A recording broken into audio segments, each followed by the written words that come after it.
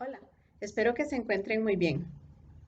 En este video vamos a hablar de las implicaciones de la sintaxis en traducción.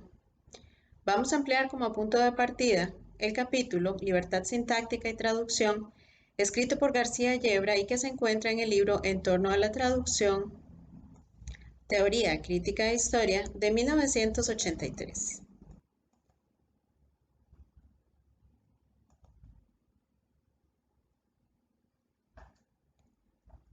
La sintaxis es la distribución de los elementos dentro de los enunciados y cada lengua posee características internas propias. Por ejemplo, el latín y el alemán marcan las funciones sintácticas con casos, es decir, se asigna una marca especial a cada sintagma nominal dependiendo de la función que desempeñen en la cláusula. Si es sujeto se llama caso nominativo, si es complemento directo se llama caso acusativo, si es complemento indirecto se llama caso dativo y si indica posesión se llama caso genitivo, entre otros. En la primera diapositiva tenemos la oración Femina ornat mesam, en donde no solo verificamos que en latín existe flexión verbal, lo cual facilita el reconocimiento del sujeto, sino que además femina termina en a por cuanto está en caso nominativo singular y mesa termina en am por cuanto está en caso acusativo singular. Por lo tanto, la oración se traduce como la mujer adorna la mesa. Mientras que en latín los casos se marcan en los sustantivos, en alemán las marcas están en los determinantes y en los adjetivos. Las funciones sintácticas también pueden estar dadas por el orden de los elementos dentro de la oración. El ejemplo clásico de este tipo de organización lo tenemos en inglés. Recordemos que el inglés es una lengua que se caracteriza por su poca flexión, sobre todo en los verbos. Entonces, el orden de los elementos resulta indispensable para saber cuál sintagma nominal se desempeña como sujeto y cuál como objeto. El único vestigio de caso que queda en inglés coincide con el de español y se encuentra en los pronombres personales. Por ejemplo, para tercera persona femenina, el pronombre personal de sujeto es she, pero si está como objeto sería her. Este uso coincide con el castellano, pues nuestro pronombre personal como sujeto sería ella y este cambia si la función es de objeto directo, en cuyo caso sería la.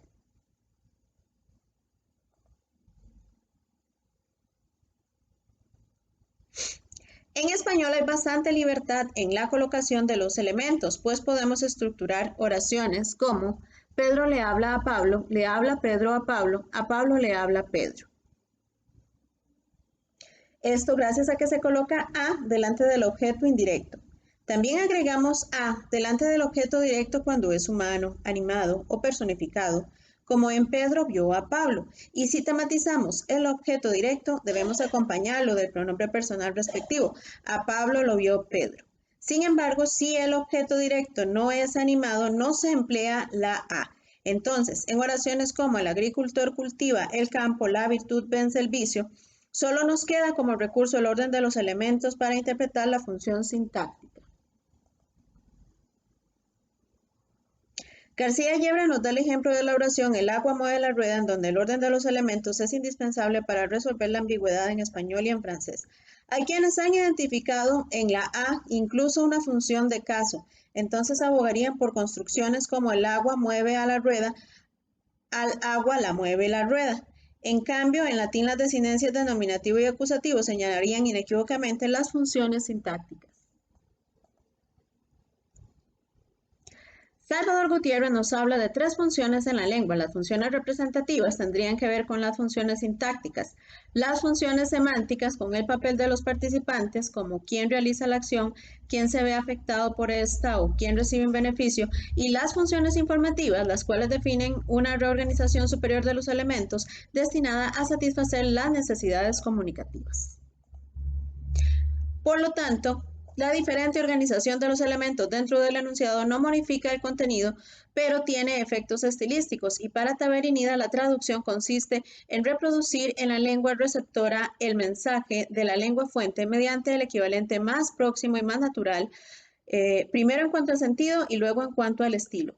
No obstante, también es importante recordar que si el que escribe se entrega constantemente a la libertad de la lengua, estará destinado a crear mensajes confusos. Por otra parte, la ambigüedad sintáctica puede generarse de forma intencional con finalidades humorísticas, como lo vemos en estos titulares de prensa tabloide.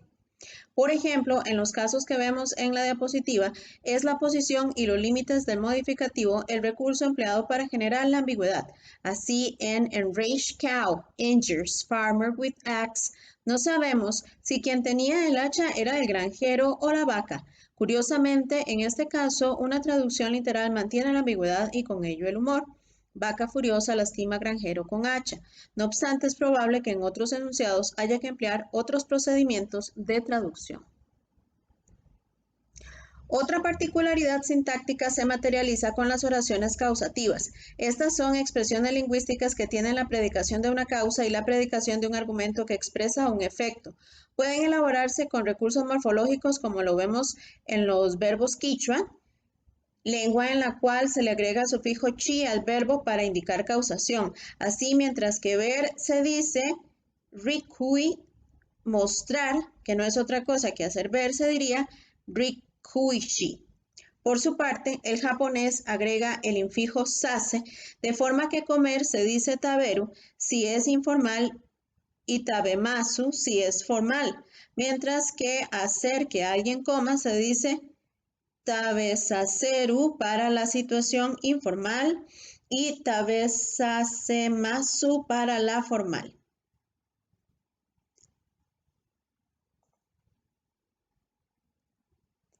La causación también se puede generar por estrategias léxicas como identidad, es decir, emplear el mismo verbo como sucede en I broke the vase broke.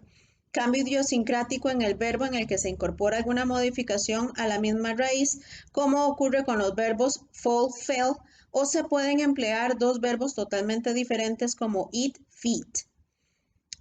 Como estrategia sintáctica podemos citar la secuencia agente de la causa más verbo causativo más predicado de efecto en oraciones como en el criollo limonense Make I Tell You o en el criollo jamaiquino In Making War o en inglés I got my father to paint the room, I had the room painted, I made my father paint the room, I had my room painted. Es importante que el traductor reconozca la presencia de este tipo de oraciones y diferencie las estrategias empleadas por la lengua origen y las que se requieren en la lengua meta. Por otra parte, las oraciones pasivas, las cuales pueden emplearse por diferentes razones como necesidad de topicalizar o tematizar un elemento para no especificar el agente de la acción o como distanciamiento, pueden tener implicaciones estilísticas que fluctúan de una lengua a otra. Por ejemplo, el japonés y el chino utilizan este tipo de estructura para expresar la adversidad, entonces se preferiría una estructura equivalente a It rained on me. En ruso y checo, para distanciamiento se prefiere la voz activa, por lo que optarían por un enunciado como We invite you más que por You are invited. Aunque tanto el español como el inglés, la voz pasiva es marcada, en español es mucho menos frecuente. En todo caso, en el discurso científico se preferiría el uso de oraciones impersonales o de pasivas con C. Muchas veces la sintaxis ayuda a brindar giros expresivos, como ocurre con los dativos de interés, como en la oración, el chiquito sacó un 100 frente a el chiquito me sacó un 100.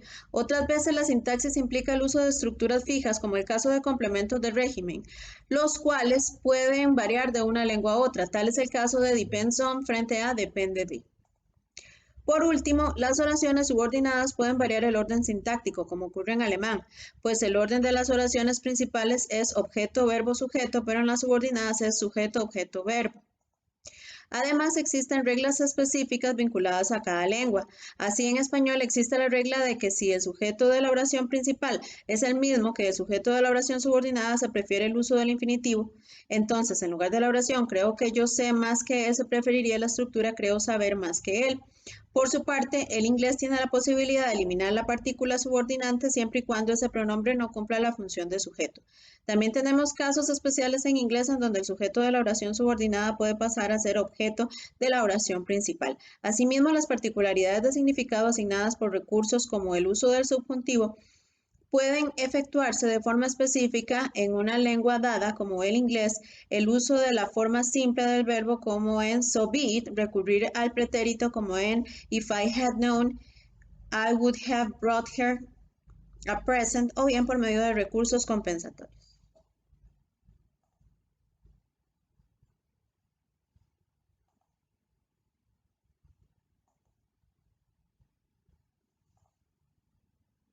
Muchas gracias a todos por su atención y nos vemos en el próximo video. Hasta luego.